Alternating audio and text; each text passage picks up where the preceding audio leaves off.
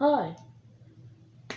Yes, you are on the right channel, and yes, I am going to try and do a little reaction. Just because I saw that this does not seem real. It's called I Have a Perfect Memory. I Can Even Remember. What does that even mean? I have a perfect memory. I can even remember. What it... And also, just by looking at this, it already looks weird. Something strange about their daughter. As soon as I learned to talk, which happened really fast by the way, I would describe things we had done yesterday or last week. My parents said I remembered things in amazing detail, like crazy detail. They thought I was a genius, and it even got them to stop fighting for a while. Wow. See, Wow, she's a genius. Well, I guess we're just going to stop fighting now just because she's a genius. There's no reason to fight over who's a genius or not because she's obviously... What do you mean? Like, one, the title's stupid. It doesn't make sense. Unless it does, I just don't get it. Two, how do you have a perfect memory? And three, how does being a genius make your parents stop fighting? What? didn't even know my parents' constant fighting was weird. It was all I had ever known. When I started going over to my friends' houses to play, I saw how their parents smiled at each other, how they seemed happy.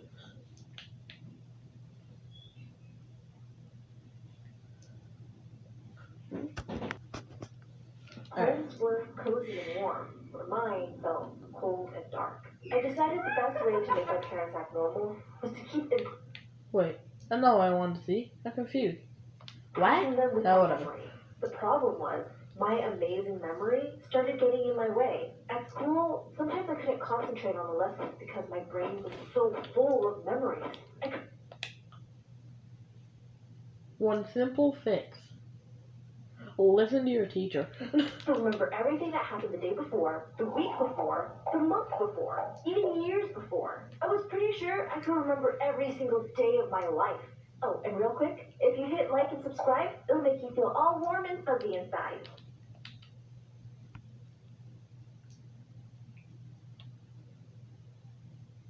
Okay, one, do like, and if you like the video, subscribe and post notifications for daily content. But maybe not do it to this channel, because these animation reaction, no, these like animations of like things that people claim have happened to them in real life, like 99% of the time they're fake. Just like your favorite childhood memory. One day, we took a trip to see my aunt. Which one of you has been eating all... It was time to finally meet her and my cousin. They only lived like an hour away, but for most of my childhood, my parents had acted like that was just too far to visit. Really, I think it was because my mom didn't like her sister much. Alright, this is just a weird The way we animation. went when I was a baby. Right here. I told him as we drove. My dad turned around and stared at me. My mom yelled at him to watch the road. What do you mean? He asked. We went down these roads and we went to a lady's house. It had cats everywhere. My parents were silent for a long time. You can't remember that far back, my mom said. It's impossible. How else would she know those details? My dad asked my mom. We must have shown her a picture of Aunt Judy's house, but they hadn't. I just remembered it. I got distracted then, remembering other things from that day. The memories were a little fuzzy, I guess since I didn't have the words at the time to identify what was going on. But I remembered my mom crying on the way there and back.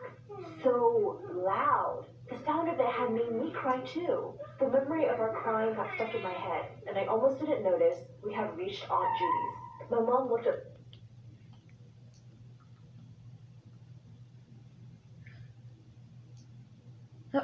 How do you remember this stuff? Said as we walked to the door. What's wrong? I asked her. She smiled, but it wasn't a real smile. Nothing, she said. Let's go see your aunt. Aunt Judy was nice. My cousin Philip was okay, I guess.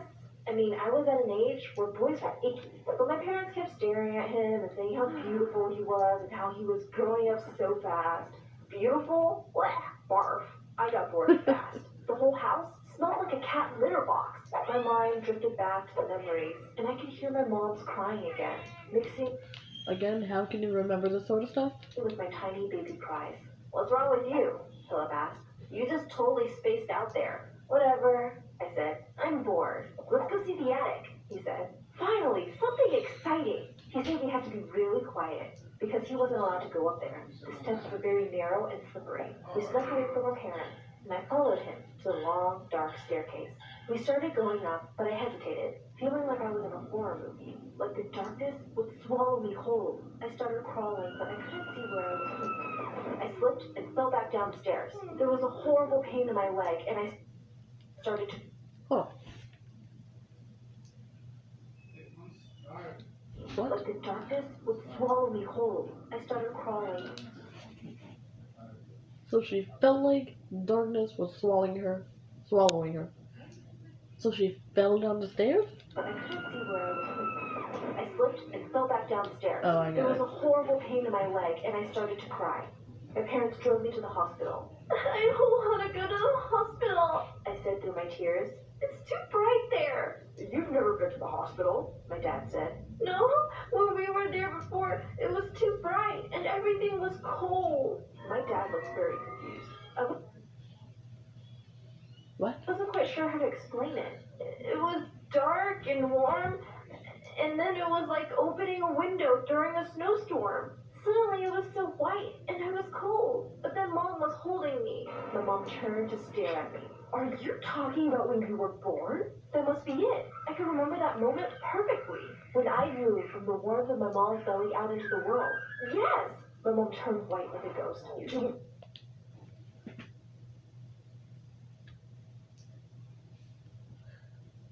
Yeah, you can just remember when you were born.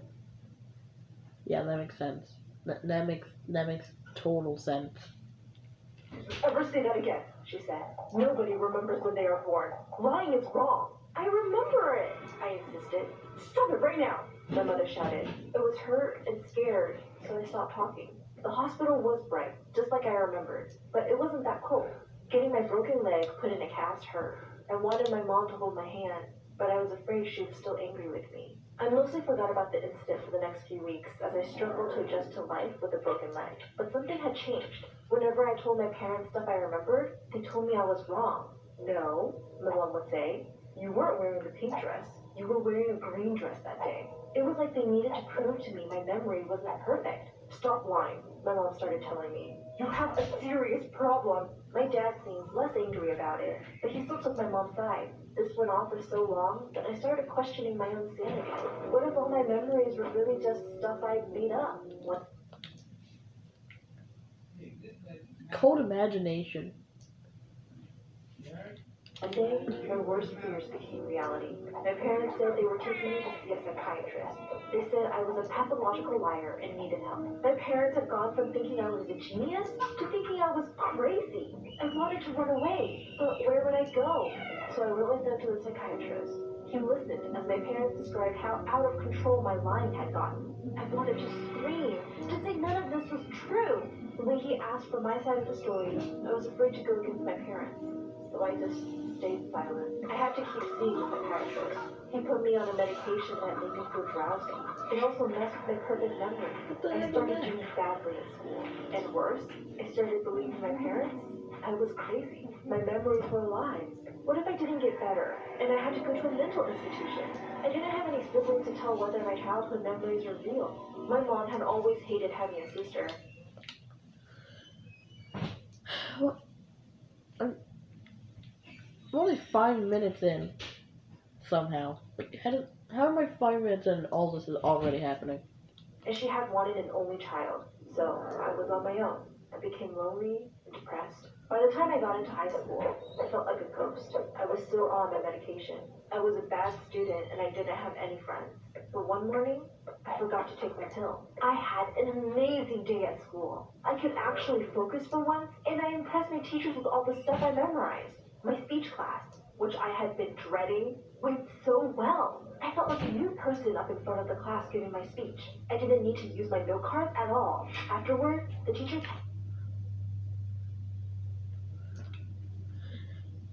So she forgot to take her medication and did amazing in school. Or you purposely didn't take it. kept me after class. She said I should join the debate team, which traveled around competing with other schools in the state. She thought it would be good for me.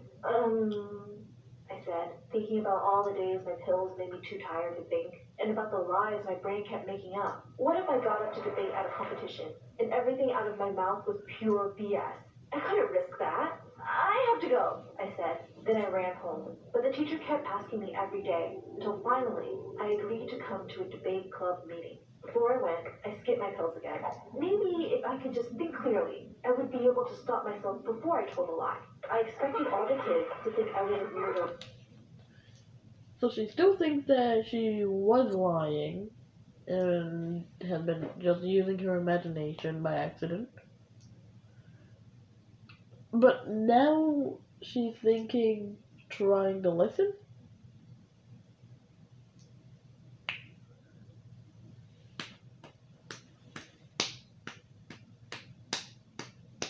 Give her a clap for that.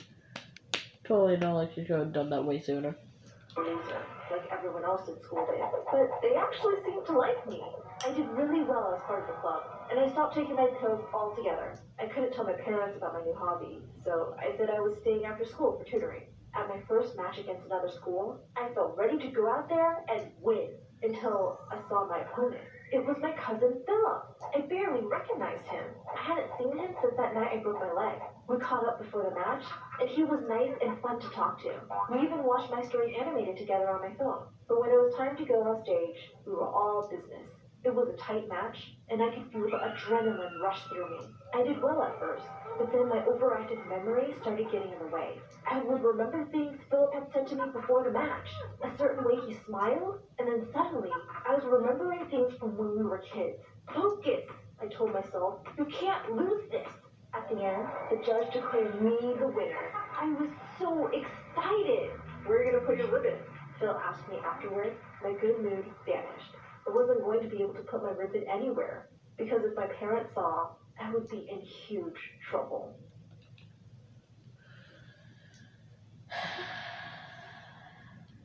I don't know, I said. He noticed I was sad and said, it was a good match.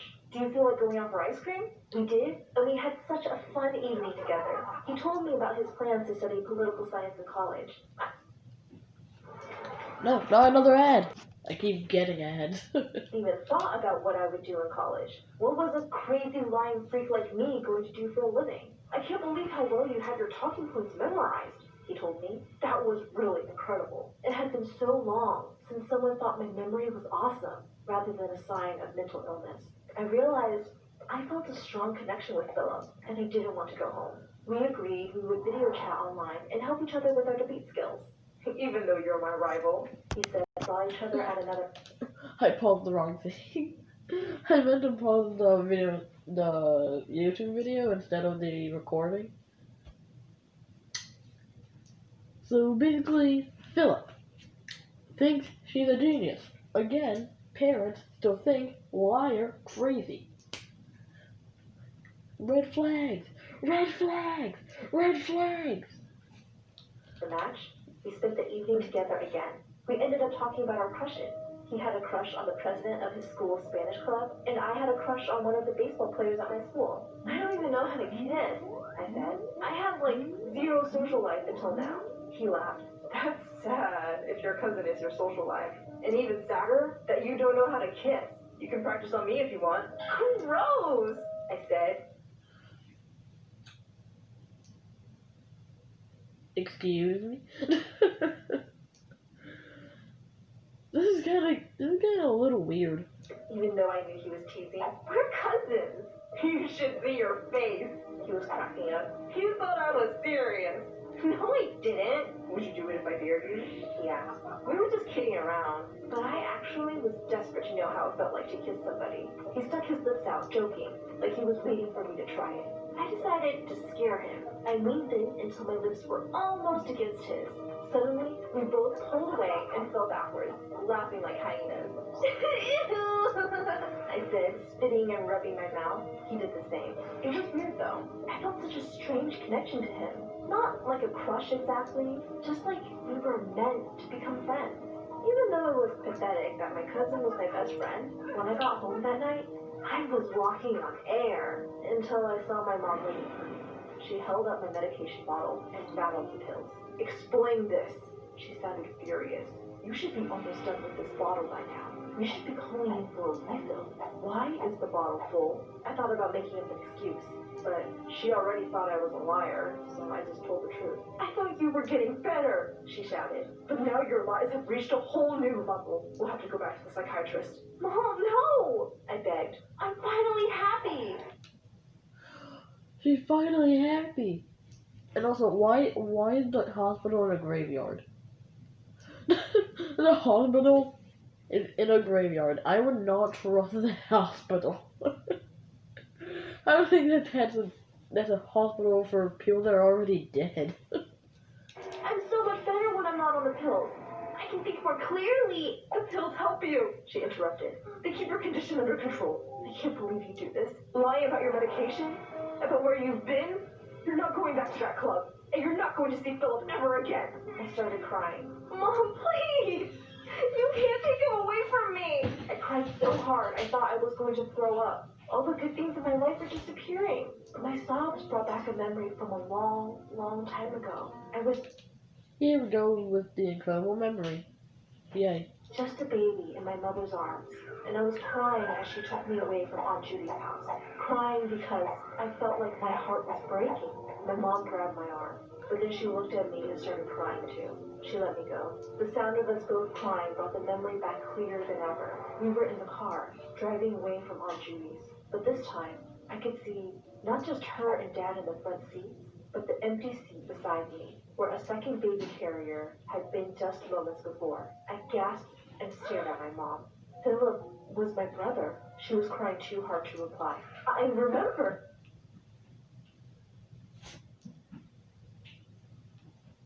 What? So her cousin secretly her brother. What?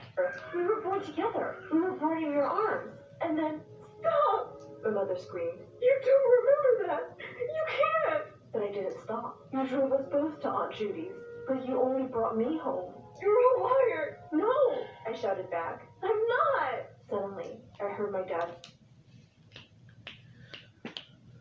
They only wanted a girl. They are bad parents. Voice. Oh. It's time to tell her. I looked at him and asked, tell me what?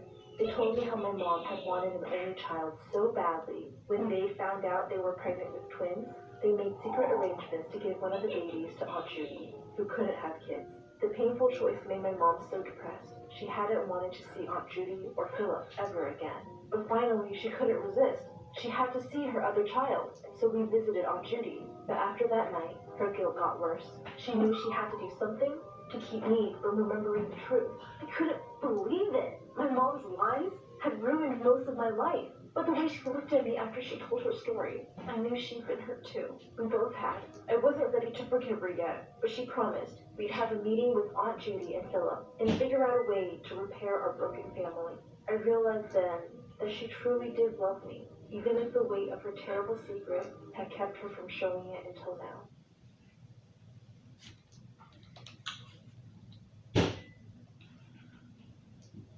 So,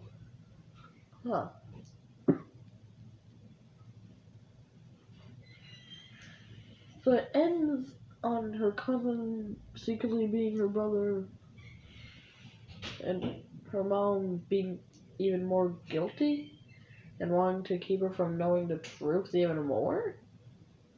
That's what I got out of this. But anyway, that's the end of the video, guys. Hope you enjoyed. Like, subscribe, and that's pretty much it. Bye.